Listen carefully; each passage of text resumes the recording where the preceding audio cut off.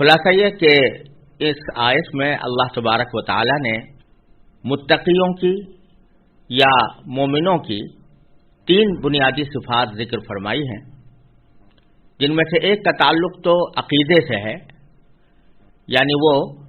اندیکھی چیزوں پر ایمان لاتے ہیں، یعنی وہ چیزیں کہ جو عام طور پر لوگوں کے ظاہری احساس سے ماورا ہوتی ہیں، یہ لوگ ان کا بھی ادراک اپنی عقل کے ذریعے، اپنی بصیرت کے ذریعے، اپنی سمجھ کے ذریعے اور انبیاء کرام کی لائی ہوئی تعلیمات کے ذریعے ان کا ادراک کر لیتے ہیں، اور اس ایمان بالغیب کے اندر تمام عقائد شامل ہو جاتے ہیں، جن میں توحید ہے، رسالت ہے، آخرت ہے، اور جو کچھ بھی نبی کریم سرور دو عالم صلی اللہ علیہ وسلم نے بیان فرمایا اور وہ آنکھوں سے نظر آنے والا نہیں ہے، وہ سارا کا سارا اس صفت کے اندر داخل ہے، وہ سب ایمان بالغیب ہے۔ اور آگے پھر 2 صفتیں جو بیان فرمائی گئی ہیں ان کا تعلق عبادات سے ہے۔ عبادات میں بھی 2 ہی چیزوں کا ذکر فرمایا گیا، ایک نماز کا کہ وہ نماز قائم کرتے ہیں، اور دوسرے اللہ تعالی کی خوشنودی کی خاطر خرچ کرنے کا۔ یہ اس لیے کہ جتنی بھی عبادتیں اللہ تبارک و تعالی نے انسان کے ذمے فرض کی ہیں وہ 2 قسم کی ہیں۔ بعض عبادتیں وہ ہیں جن کا تعلق انسان کے جسم سے ہے، یعنی وہ انسان کے جسم کے ذریعے ادا ہوتی ہیں، جن کو جسمانی عبادتیں کہا جاتا ہے، مثلا نماز یا روزہ اور حج کے بہت سے اعمال بھی جسمانی عبادت کے اندر داخل ہیں۔ اور دوسری قسم کی عبادتیں وہ ہیں جن کو مالی عبادتیں کہا جاتا ہے، یعنی وہ مال خرچ کر کے انجام دی جاتی ہے، جیسے زکوٰۃ ہے یا حج ہے یا قربانی ہے۔ تو ان میں سے پہلی قسم یعنی جسمانی عبادتوں کا ذکر کرنے کے طرف اشارہ فرمایا گیا ہے نماز قائم کرنے کے ذریعے،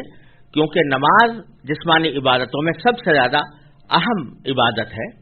اور اس کو اسلام کا ایک اہم رکن قرار دیا گیا ہے۔ اور مالی عبادتوں میں اللہ تبارک و تعالی نے یہاں ذکر کیا ہے کہ وہ اللہ کے راستے میں خرچ کرتے ہیں، اس میں زکوٰۃ بھی آ جاتی ہے، اور حج کے اندر جو انسان خرچ کرتا ہے وہ بھی آ جاتا ہے، عمرے کے اندر خرچ کرتا ہے وہ بھی آ جاتا ہے، اور صدقات نافلہ بھی اس میں شامل ہو جاتے ہیں۔ یہ 3 صفتیں تو ان کی موجودہ صورتحال کو بتانے کے لیے تھی کہ وہ اپنے موجودہ زندگی میں ان 3 صفتوں سے آراستہ ہیں۔ اگلی جو آیت آ رہی ہے وَالَّذِينَ يُؤْمِنُونَ بِمَا أُنزِلَ إِلَيْكَ وَمَا أُنزِلَ مِن قَبْلِكَ وَبِالْآخِرَةِ هُمْ يُوقِنُونَ، اس میں اللہ تبارک و تعالی نے ان کی اس سچائی کو بیان فرمایا ہے کہ اگرچہ وہ نبی کریم سرور دو عالم صلی اللہ علیہ وسلم کے پیروکار ہیں اور آپ کی لائی ہوئی تعلیم پر عمل پیرا ہیں، اور آپ کے اوپر جو کتاب نازل کی گئی ہے اس کو دل سے تسلیم کرتے ہیں، لیکن اس کا مطلب یہ نہیں ہے کہ آپ سے پہلے جو پیغمبر گزرے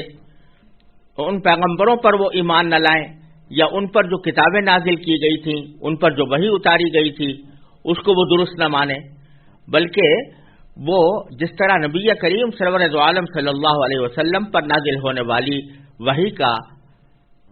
اقرار کرتے ہیں اور اس پر ایمان رکھتے ہیں، اسی طرح آپ سے پہلے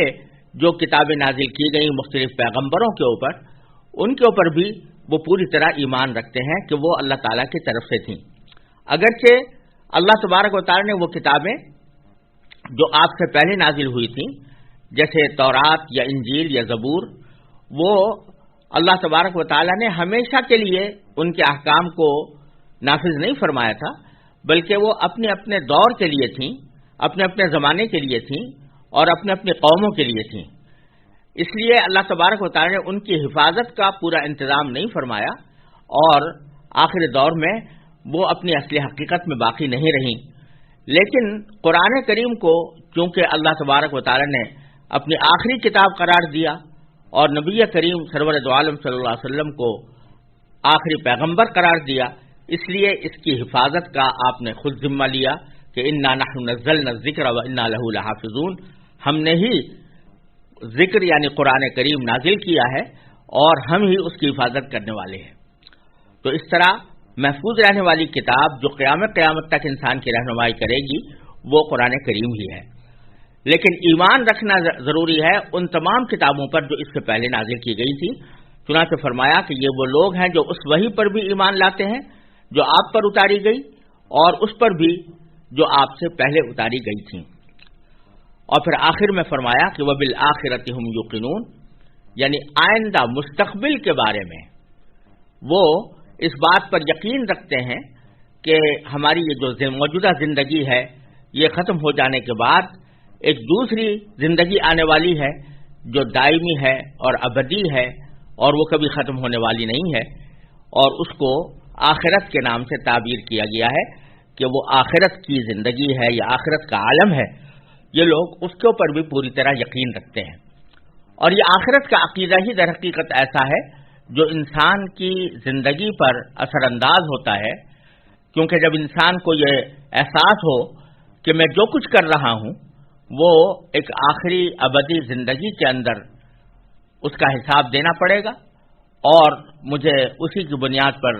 جزا یا سزا ملے گی، تو وہ پھر اپنی عملی زندگی کے اندر بھی محتاط ہو جاتا ہے، اور اسی احتیاط کا نام تقویٰ ہے جس کا ذکر ھدی للمتقین میں فرمایا گیا تھا۔ یہ صفتیں متقیوں کی بیان کرنے کے بعد اللہ تبارک و تعالی نے 5ویں آیت میں ان لوگوں کا انجام بھی بیان فرما دیا اور ان کی موجودہ حقیقت بھی بیان فرما دی، اور آئندہ ان کو جو کچھ فوائد حاصل ہونے والے ہیں ان کی طرف بھی اشارہ فرما دیا۔ فرمایا کہ اولئک علی ھدی من ربہم واولئک ھم المفلحون، یہی لوگ ہیں جو اپنے پروردگار کی طرف سے صحیح راستے پر ہیں، اور یہی وہ لوگ ہیں جو فلاح پانے والے ہیں۔ یہ جو کہا گیا کہ یہی وہ لوگ ہیں جو اپنے پروردگار کی طرف سے صحیح راستے پر ہیں، یہ پھر اسی طرف اشارہ کیا جا رہا ہے کہ اگرچہ قرآن کریم کی ہدایت پوری انسانیت کے لیے ہے، لیکن یہ ہدایت فائدہ مند انہی لوگوں کے لیے ہوتی ہے جو اس ہدایت کو تسلیم کر کے اس کے مطابق اپنی زندگی کو ڈھالیں تو وہ صحیح راستے پر آ جاتے ہیں۔ فرض کیجئے آپ ایک شخص کو راستہ تو بتاتے ہیں کہ فلاں منزل تک جانے کے لیے تمہیں یہ راستہ اختیار کرنا ہوگا، لیکن وہ شخص اس راستے کو اختیار نہیں کرتا، تو اس کا نتیجہ یہ ہے کہ ہدایت تو اس کو ملی، رہنمائی کی حد تک ہدایت اس کو ملی، لیکن اس نے خود ہدایت کو اختیار نہیں کیا اور صحیح راستے پر نہیں آیا۔ لیکن قرآن کریم فرماتا ہے کہ یہ متقی لوگ جن کے لیے قرآن کریم صحیح معنی میں ہدایت ہے، وہ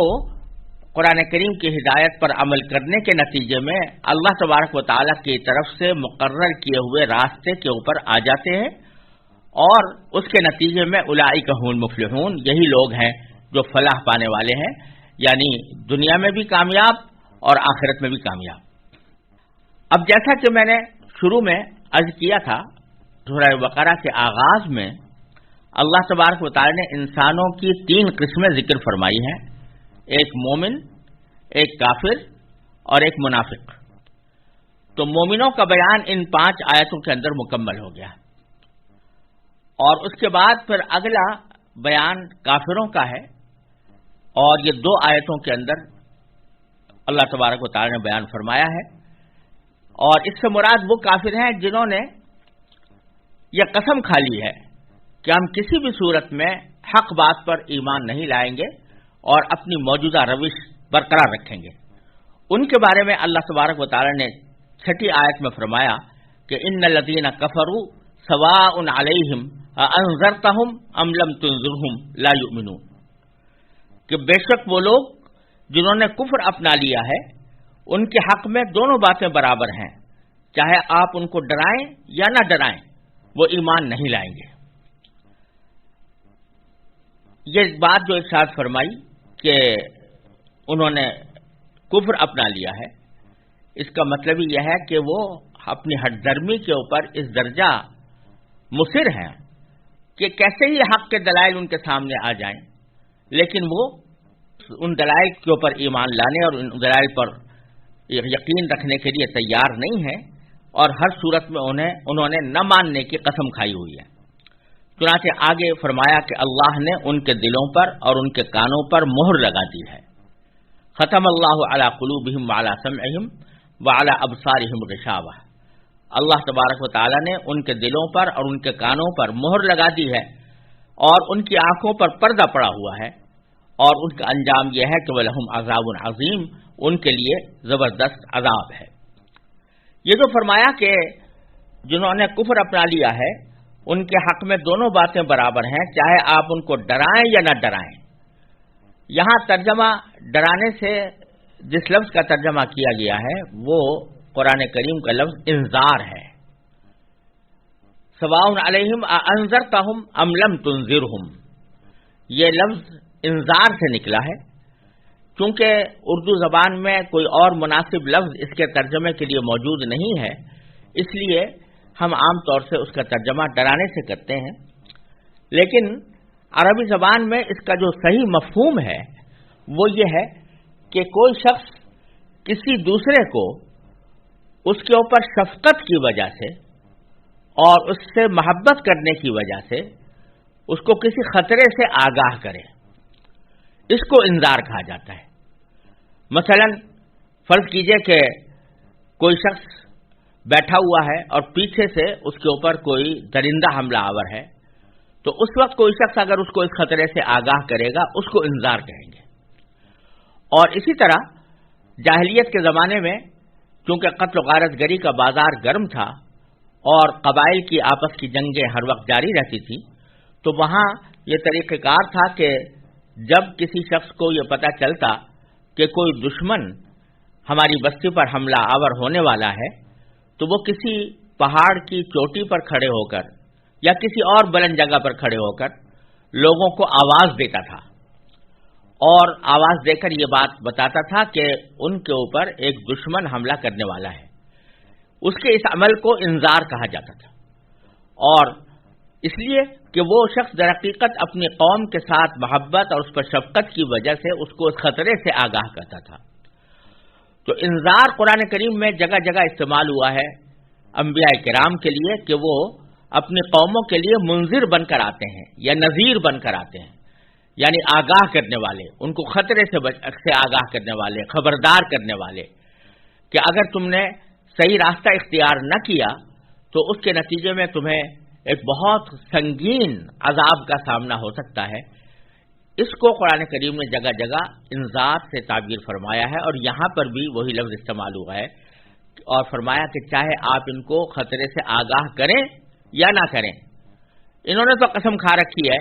کہ یہ کبھی بھی ایمان نہیں لائیں گے، چنانچہ یہ ایمان نہیں لائیں گے. ان سے مراد در حقیقت وہی کفار ہیں کہ جنہوں نے ضد اور ہٹ درمی کی وجہ سے یہ قسم کھائی ہوئی تھی کہ ہم کسی بھی قیمت پر ایمان نہیں لائیں گے. انہی کا یہاں پر ذکر ہے. البتہ بہت سے کافر ایسے بھی تھے کہ جنہوں نے چونکہ ضد اور ہٹ درمی کا معاملہ نہیں کیا تھا، اس واسطے ایک مرحلے پر آ کر انہوں نے اسلام قبول کر لیا اور نبی کریم صلی اللہ علیہ وسلم کی بات مان لی، اور ان کے سامنے جب دلائل پیش کیے گئے تو اس کے آگے انہوں نے سر تسلیم خم کر دیا. لیکن یہاں ذکر ان کا ہے جنہوں نے ضد کو اپنایا ہوا تھا، اور اسی ضد کا نتیجہ یہ تھا